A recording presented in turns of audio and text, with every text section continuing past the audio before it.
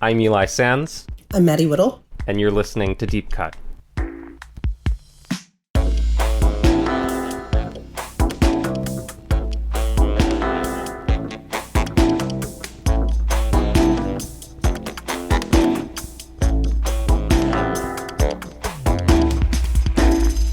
Our guest today is Maddie Whittle, a programmer at Film at Lincoln Center in New York City. She is also a translator and film writer who contributes regularly to Film Comment.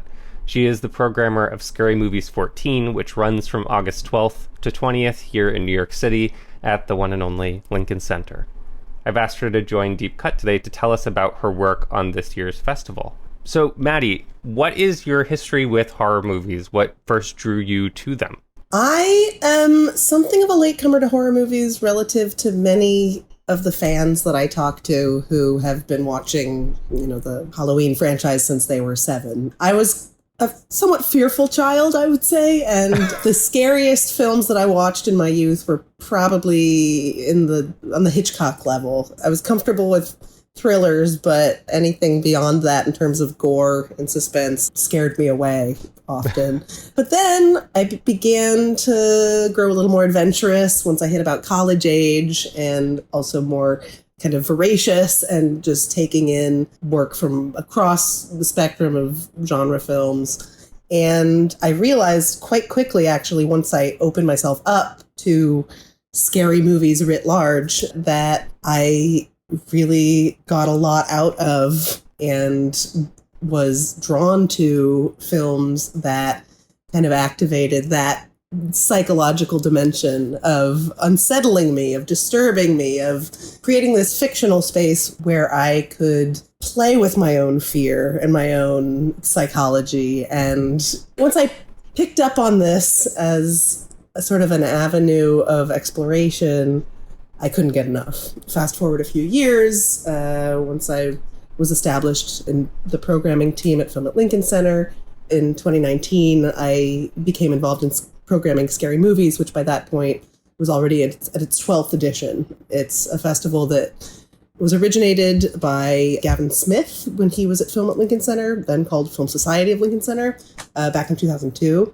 For the first decade or so, the festival happened sporadically, not every year, but every few years. And then they hit a rhythm of an annual festival in the fall months, which right before I started working on it was relocated to August in our calendar. And so 2019, I came on board as one of the programmers. And by that point, I was 100% squarely in the camp of horror fan and really excited to have this opportunity to put my finger on the pulse of new and emerging voices in horror, but also in adjacent genres. I've always been really interested in filmmakers who don't want to be contained in the envelope of horror, strictly speaking, who might find ways to work in a comedic register or bring elements of horror into what you might sort of more properly call a thriller or even a sort of a family drama, whatever label you want to put on a film, if it is tapping into the viewer's capacity for fear or placing the viewer's psychology in conversation with the psyche of a character who is in extremis, in a position to be afraid or anxious or paranoid. I just think that's an incredibly rich territory for discovering what cinema can do in ways that other genres don't always afford. And so working on Scary Movies gave me a chance to really dive into what's new and what's at the forefront of work that artists are doing in this space. The festival then went on hiatus in 2020 when our theaters were closed for COVID. Right. And we scaled way back on our programming, and a few programs were on hiatus that year. And Scary Movies, sort of the can kept getting kicked down the road with regard to bringing it back until finally last year, we knew the time was right, overdue even perhaps, and the festival returned with a 13th edition. And so this year we're back with the 14th. It's still in the August slot, which I think is kind of a great moment for a genre festival. Horror lends itself well, I think, to the summer months. Any time of year, really. Any time of year. There's horror for every month in the calendar, but I think August is kind of a nice moment to take stock, especially when you're, as most of our festivals are, kind of taking a festival of festivals approach, where it's really a survey of what we, the programmers, think of as a sampling of the best of festivals that have been premiering new work over the course of the last 12 months. And so I'm really looking at the lineups of mostly other genre festivals, but also generalist programs that show films that are relevant to our programming criteria. And I just am trying to piece together a cross-section or a snapshot of what's on the minds of filmmakers working in this realm today. That makes a lot of sense. You know, there are so many great American horror festivals in particular. I'd love to hear more about the process of doing your research in order to construct the lineup for Scary Movies 14. Where did you find some of the features from this year? You know, we have people coming from online viral video success. We have people from abroad. Are you reaching out to filmmakers? What's this approach to making it work all together in one festival? So with this festival in particular, again, as with a number of the other festivals that we hold every year, I would say that the process begins with looking at the lineups of other festivals, whether that be festivals that I'm physically, personally going to be traveling to and attending in person, or festivals that I can't attend, but that are in conversation with the kind of programming that I'm doing. So for instance, I don't attend the genre festivals in Sitges or Tallinn, which are two major, very hyper-focused on genre film festivals internationally. But I pay very close attention to the films that they program. And I am fortunate, you know, as part of this sort of programming team that has strong relationships with sales agents and distributors and different production companies around the world, and also, you know, in contact with programmers at other festivals. Even if I'm not physically attending a festival, I can look at the lineup and say, I want to consider these 5 or 6 films for my lineup. And then you find a contact for whoever is responsible for submitting that film to festivals and ask them to share it with you. We don't have open submissions for this festival, so it really is mostly films that we call in are considered. There are occasionally producers or sales agents who will reach out to us and say, I'd love for you to consider this project that I've worked on for Scary Movies. I think it would be a great fit. I think you'll want to consider it. And some films do come in that way. For instance, one of the films in this year's lineup, The Trek, which is a really outstanding South African, what the filmmaker calls Western horror, I think is the way he phrased it, that straddles both genres in really interesting ways. It's a period piece. It's really a very allegorical, sort of folklorically freighted film that was submitted to another festival that we hold. It was not selected for that festival. However, I thought this sounds like this could be interesting to consider for Scary Movies. I watched it right away. I fell in love with it and knew that we needed to have it in our program. So sometimes films come along like that. And then, of course, there are the festivals that I do attend in person, like Sundance, which is where I first saw our opening night film, Buddy, which was part of the midnight selection there. Similarly, I saw that film, fell in love with it, knew it had a home in our program as long if the timing was going to work with the film's release schedule, which it 100% did. So it's kind of essentially all of the above possible avenues. The only thing we don't do is have a portal, as we do, for instance, when we accept submissions for short films for the New York Film Festival. That's an open submissions process, but we don't do that for most of our festivals. That makes sense. So you've already mentioned 2 of the excellent lineup from this year. You know, it sounds like The Trek is going to be great for people who enjoyed Jennifer Kent's The Nightingale from a few years ago, and the same sort of like colonial Western horror. You've also mentioned Buddy, which I had a chance to see in one of the press screenings and totally adored. You know, this is from Casper Kelly, the creator of Too Many Cooks, the aforementioned viral video. That's right. What other features in the lineup are you excited about, and would you want people to keep an eye out for as they attend this festival? Well, of course, I'm biased because I am really excited for audiences to connect with everything in the lineup, but I'll shout out a few that might be under folks' radars. One that I'm excited about is called Body Hackers by a Portuguese filmmaker named Carlos Concheso. I'm very excited for that one. Yes, he's a really interesting artist. His first film, Tommy Guns, was actually in New Directors, New Films, which is the annual festival that we host in collaboration with MoMA, focusing on emerging filmmakers. And this is his second feature that was submitted to us, not specifically for Scary Movies consideration, but just because we have a relationship with him already.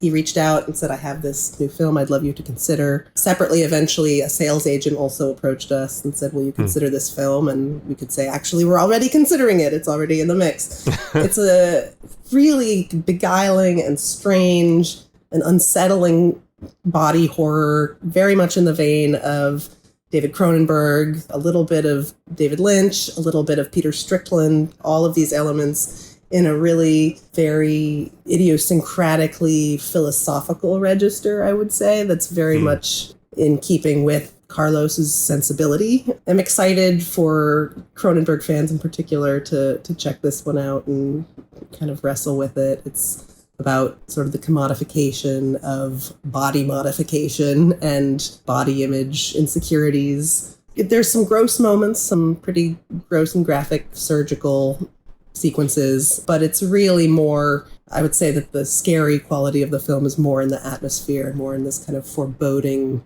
vibe that it creates. That's one that I would recommend. Speaking my language, I'm so excited for that one. Yeah, I think it's going to be a fun one to see on the big screen with a crowd. Another one that I will highlight that has not shown in many festivals yet, it had its world premiere in Shanghai just a few months ago, called Super Buhai by a German filmmaker named Joseph Brandl, who actually got his start as a set decorator. He's worked with Wes Anderson and on sets with Steven Spielberg, and this is his first feature as a director.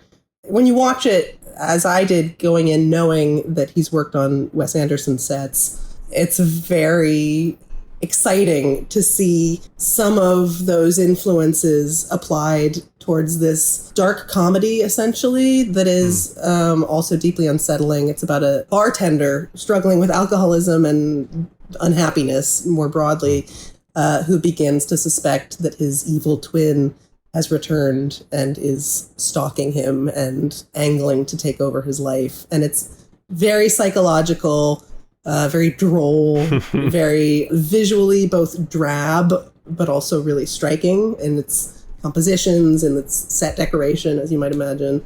I'm excited to bring it to this festival in part because I think it's one that is not on people's radars and that people will be happy to engage with this new voice who I think really has a lot of promise. I'm excited to see what he does after this, and I think it's always exciting to kind of catch someone at an early stage of their directing career like this. The third one I'll mention, which I really love as well, I love them all, but I'll highlight one called Veins, which is a Québécois film, a French language Canadian director named Raymond Saint-Jean. It is essentially a horror family drama hybrid that's more probably intellectually, conceptually scary than graphically scary. It's got some really interesting graphic visual conceits, but ultimately the drama and tension lies in the relationships in this family. It's about a woman who is estranged from her parents since coming out as gay,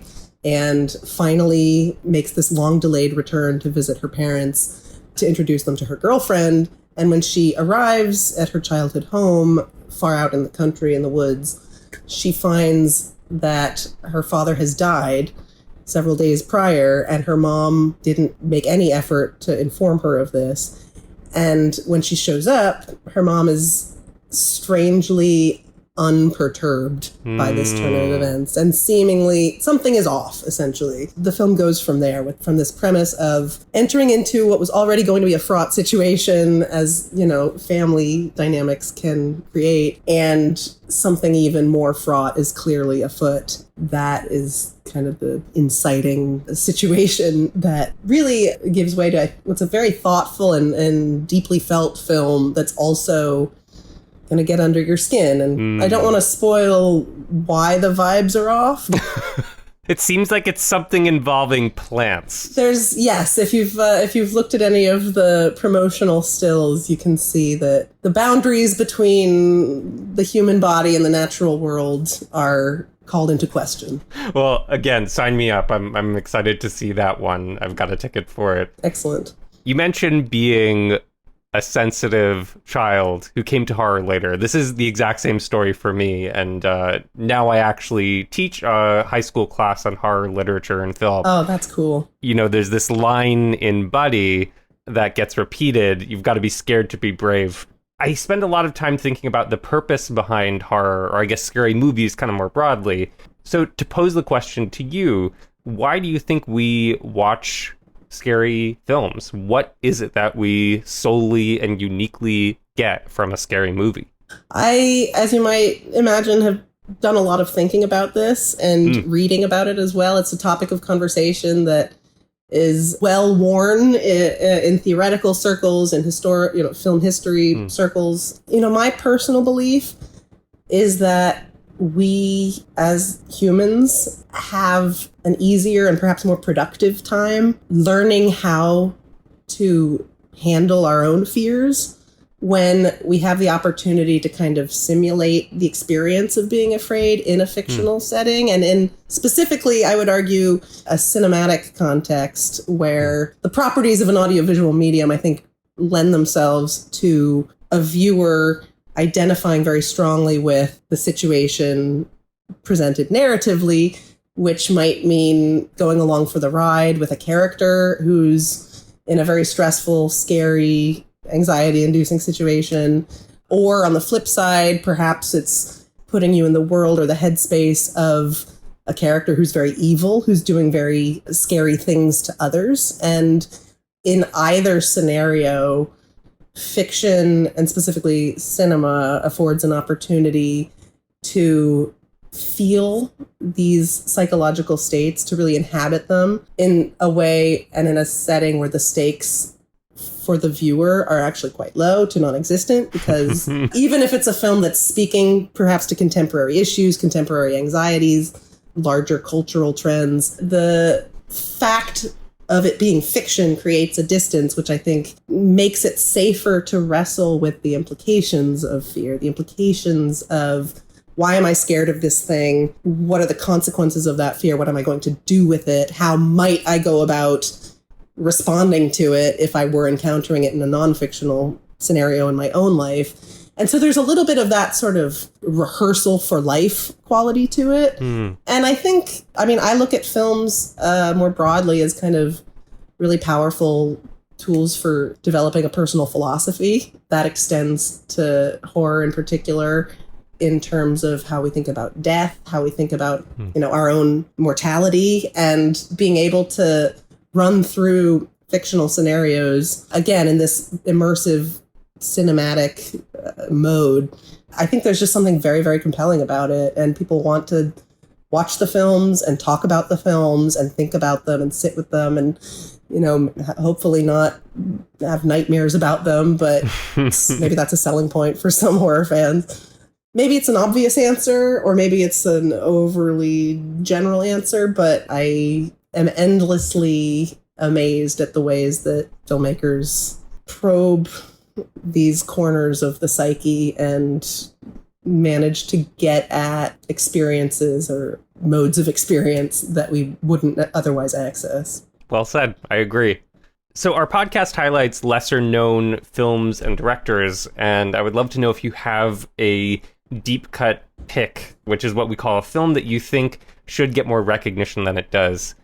Particularly if it's a scary movie that our listeners should know. Maybe not from this year's lineup, maybe from a previous lineup, or from somewhere else altogether? Yes, I'm so glad you asked. I will put in a plug for a film in this year's lineup, although it's not a new film. It's a film from 1975. I should note that in addition to premiering new films that have never screened in New York before, that have only just emerged in the ecosystem within the last year, we also take the opportunity to highlight older films, repertory titles, that are either being presented in new restorations or on archival prints, or perhaps in an anniversary context, if it's, a 40th anniversary and we want to celebrate a film and sort of revisit it with the director for Q&A. And in this year's lineup, I'm really excited to be screening a film called Sudden Fury from 1979. It was not known to me prior to being pitched by a small distribution company, Canadian Independent Pictures, which is putting out a new 4K restoration of this film. This is an entry in the Canexploitation genre that was sort of had its heyday in the 70s when Canadian tax shelters put in place to incentivize independent production in Canada. And this is the first feature of a director named Brian Damoud, who I believe still to this day teaches at the University of Toronto. But in 1975, he made this very small budget thriller that follows a married couple who are on the rocks. They're clearly dysfunctional, and they're in a car on the way to this brutal getaway. And they're bickering and they're fighting, and the husband is kind of haranguing his wife to allow her to use her inheritance on a real estate scheme that he's trying to get off the ground. And she's reluctant, she's hesitant. And so they're fighting, and, the topic of a possible infidelity comes up, and things aren't going well. And then they get in a horrible car crash, and the husband manages to crawl out, but the wife is stuck inside and is not in good shape. She's survived, but it's precarious. The husband, being the unscrupulous, bad spouse that he is, thinks, well, maybe I'll just leave her there and let her die, and then the inheritance will be mine, and then problem solved. But an essentially good Samaritan bystander happens to come upon the accident and intervenes and sees a woman in distress and thinks, well, obviously I need to help this woman. And things go from there. And it's really kind of a nasty piece of work in the sense that it gets at the kind of nastiness and darkness of human nature under some circumstances, and yet also looks at this confrontation between good and evil, where on the one hand you have the husband who's only looking out for himself, and on the other hand you have this bystander who completely out of the goodness of his own heart wants to help, not knowing the full context of the situation he's walking into. Being a Canexploitation film, it's quite violent, it's quite suspenseful, it builds to a climax that's really very harrowing, but the film is terrific. It's really propulsive and entertaining, even in its darker moments. I'm just really excited that CIP, Canadian Independent Pictures, has revived it, restored it, and that we get to introduce New York audiences to it. Right on. To see any of the movies that Maddie has told us about today, including, and perhaps especially, Sudden Fury, you should absolutely go to Scary Movies 14 if you're in New York City at Lincoln Center from August 12th through 20th. Maddie, where can our listeners find you online? I'm online most active probably on the platform formerly known as Twitter, at Maddie Whittle. That is also my handle on Blue Sky. And if you dig around, you can find me on Instagram, but Twitter is where you'll find most of my film-related takes.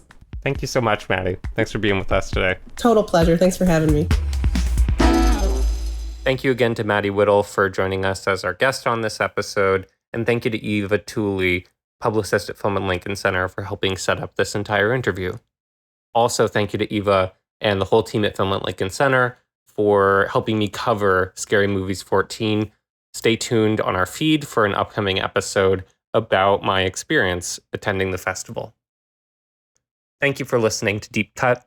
If you enjoyed this episode, please rate and subscribe wherever you listen to podcasts to help others discover the show.